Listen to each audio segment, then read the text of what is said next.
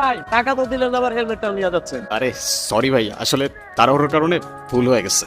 এই যে আপনার হেলমেট, আর এই যে আপনার ভাড়া। ভাই বাকি টাকাটা দিবেন না?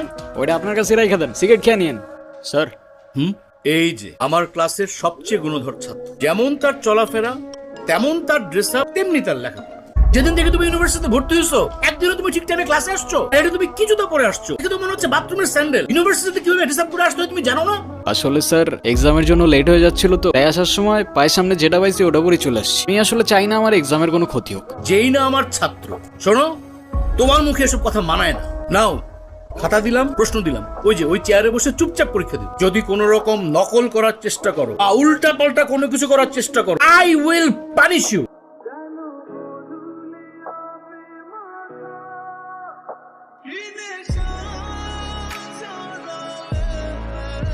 দেখান স্যার হিমু আমাকে অনেক ডিস্টার্ব করতেছে।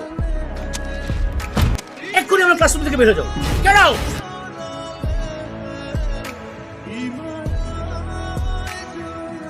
ওই শুভ্র দাঁড়া। কিরে সমস্যা কি? ডাকি শুনুস না ভাব বাড়ছে। আজকে এক্সামের মধ্যে দেখাইতে বললাম, কি করলি তুই? আমরা এক ক্লাসে পড়ি, ডাক দিছি একটু দেখাবি না? বললি উল্টা স্যারে বলে দিলি।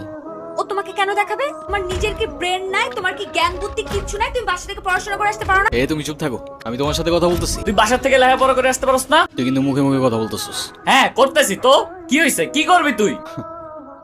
আরে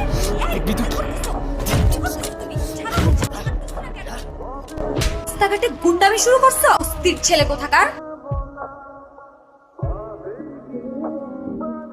ইরা, কি ব্যাপার রকি, কিছু বলবা? তুমি জানো না কি বলবো? শোনো, তোমাকে আগেও বলছি, এখন আবার বলছি, তোমাকে আমি পছন্দ করি না আর কোনোদিন করবো না। ইরা, তুমি কি ভেবে বলছো? তুমি জানো এর পরিণাম কি হতে পারে? এর পরিণাম কি হতে পারে মানে? আরে কি রকি?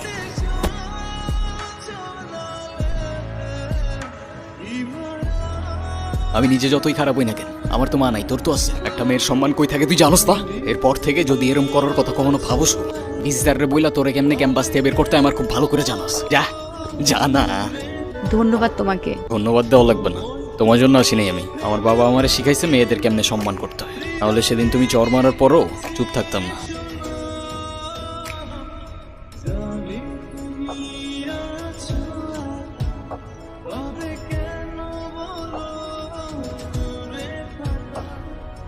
এই হিমু শোনো না। কি হয়েছে? তুমি আমার রাস্তা আটকাচ্ছ কেন? তোমার সাথে আমার কোনো কথা নাই। আচ্ছা তুমি এরকম রেগে যাচ্ছ কেন? সেদিনের ব্যবহারের জন্য আমি এক্সট্রিমলি সরি।